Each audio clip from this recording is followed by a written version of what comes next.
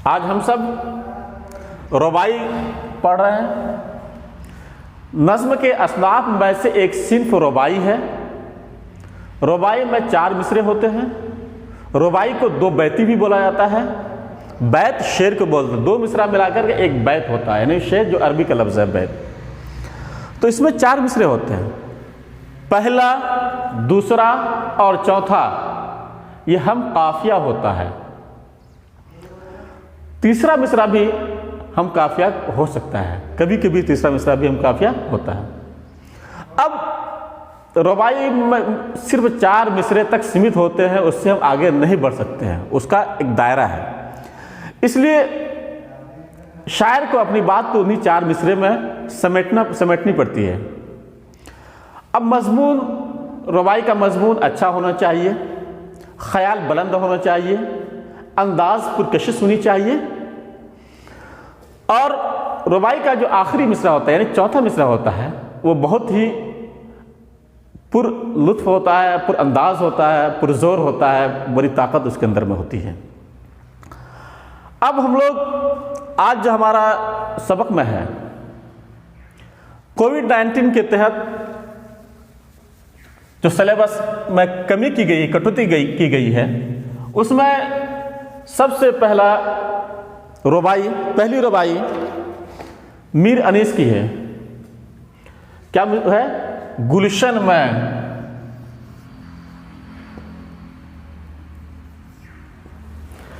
गुलशन सहरा करूं,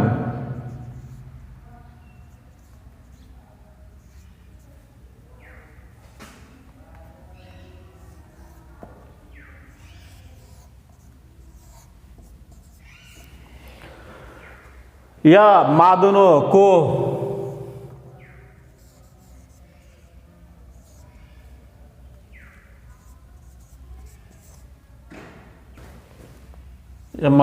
को हो दश्तो दरिया देखूं,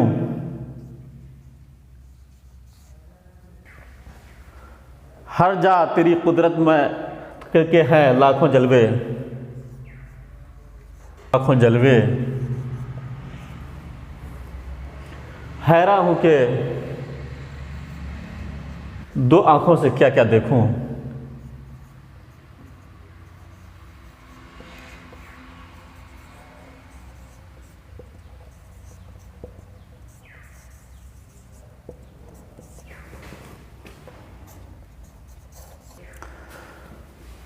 आज जो हम पढ़ रहे हैं रुबाई है, ये मीर अनीस की लिखी हुई रुबाई है।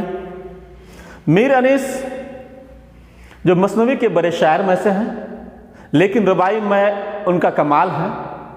उन्होंने रुबाई में अच्छी पहल की है और रुबाई को एक आला मकाम तक पहुंचाने की कोशिश की उन्होंने। रुबाई की शुरुआत 1700 ईस्वी में, रुबाई की शुरुआत कब हुई थी? 1700 ईस्वी में। 1700 ईस्वी में मीर अब्दुल कादिर ने किया था।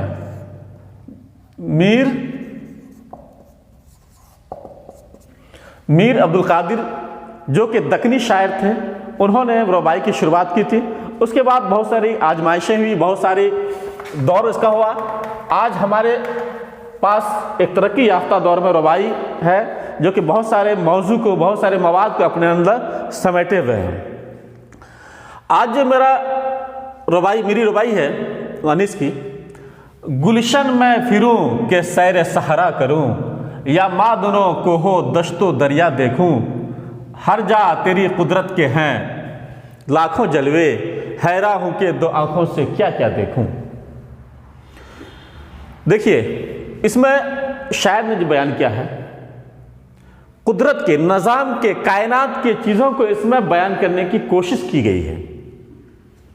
शायर इसमें कह रहा, पहले मिसरे में आपसे बताया गया तो रुबाई में कितने 4 मिसरे होते हैं, 1 2 3 4। पहला, दूसरा, तीसरा, ये चौथा, ये तीसरा हम काफिया होता है। तो ये आप देख रहे हैं, इसे हम काफिया है। अब शायर पहले मिसरे में कह रहा है, गुलशन में फिरूं के सैर सहरा करूं, यानी गुलशन बागीचा को बोला जाता है, जहाँ हरियाली हो, जहाँ बाग हो, बगीचा हो। सहरा बोला जाता है रेगिस्तान को, जहाँ के चटियल मैदान हो, बालू ही बालू हो या दूर दूर दूर तक जो देखने को कुछ नहीं मिले। अब कह रहा है अगर या मादनो कोहो दश्त दरिया देखूं।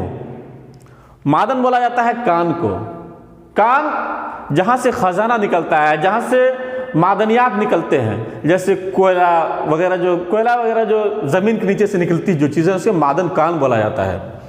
झारखंड में ये चीज़ बहुत ज़्यादा पाई जाती है, कोयला वगैरह की, जो ज़मीन की खुदाई होकर के कोयला निकलता है।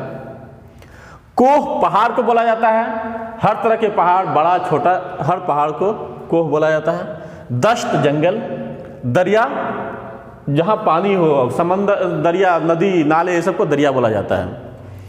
यानी शायर इसमें कायनात की अक्कासी कर रहा है कि कायनात में क्या है, दुनिया में क्या है। गुलशन है, सहरा है, मादन है, कोह है, दश्त है, जंगल, दरिया है, पानी है, हर चीज़ है। अब क्या कह रहा तीसरे मिसरे में, हर जा तेरी कुदरत के हैं लाखों जलवे। जा जगह के लिए इस्तेमाल हुआ है, जा जगह के लिए इस्तेमाल हुआ है। कुदरत नेचर को बोला जाता है और जलवे करिश्मा नुमाइश। यानी कह रहा है कि दुनिया में हर जगह, जा हर जगह, यहाँ पे जगह नहीं इस्तेमाल करके जा का इस्तेमाल किया गया है इस जगह के माने में। शायर कह रहा है दुनिया में हर जगह जहाँ भी जाए तेरी कुदरत की निशानी है, तेरे कुदरत के करिश्मे हैं। आगे कह रहा है कि हैरान होकर, शजदर होकर के, ताज्जुब के साथ शायर क्या कह रहा है, हैरान हूँ कि दो आँखों से क्या क्या देखूँ। यानी इंसान को जो दो आँखें मिली है, क्योंकि इंसान जानवर सभी को दो आँखें हैं। अब कह रहा है कि मेरे पास तो दो ही आँखें हैं, लेकिन तेरे इतने नज़ारे हैं, तेरे इतने करिश्मे हैं पूरी दुनिया में कि मैं हैरान हूँ, मैं ताज्जुब हूँ, मैं शजदर हूँ कि कैसे इतनी चीज़ें हैं, क्या क्या मैं देखूँ। यानी यहाँ पे अल्लाह की कुदरत की, कायनात की बड़ाई की जा रही है और उसको दिखाया जा रहा, तस्वीर कराया जा रहा है कि दुनिया में इतनी चीज़ें हैं, गुलशन है, सहारा है, मादन है, कोह है, जंगल है, पहाड़ है, जो चीज़ें भी, जहाँ भी जो चीज़ें दिखाई पड़ रही है वो सारी की सारी चीज़ें तेरे ही करिश्मा है, तेरे ही जलवे है और हम लोग परेशान हैं। ये तो इसके मफहूम था। अब इसमें कई चीज़ कवायद के रूप से और कई चीज़ें इसमें हैं। जैसे आप देख रहे हैं कि मादन, को, दश्त, दरिया सबको वाव जोड़ रहा है। क्या कर रहा है? वाव जोड़ रहा है। तो इसको, इस जोड़ को, ये वाव क्या है? हरफ अत्फ है। इसको क्या कहा जाएगा? हरफ अत्फ। यानी जो बात का लफ्ज़ होता है उसको पहले के हर्फ से, लफ्ज़ से जोड़ा जाता है, उसे जो हर्फ जोड़ता है उसे हरफ अत्फ बोला जाता है। तो यहाँ पे वाव क्या है? हरफ अत्फ है। इसी तरह से आपको इसमें बहुत सारे अल्फाज के माना सीखने को मिला। मादन क्या चीज़ है, दश्त क्या है, दरिया क्या है, सहरा क्या है, ये सब सीखने को मिला। अब आपके लिए ज़रूरी है कि ये रुबाई जो है, जो कि बहुत ही उम्दा, बहुत ही अच्छी रुबाई है, इसे आप सब ज़बानी याद कर लेंगे। इसी पे मैं अपनी क्लास को आज ख़त्म करता हूँ। बाकी अगला क्लास में कल कुछ और दूसरी रुबाई पढ़ाएंगे।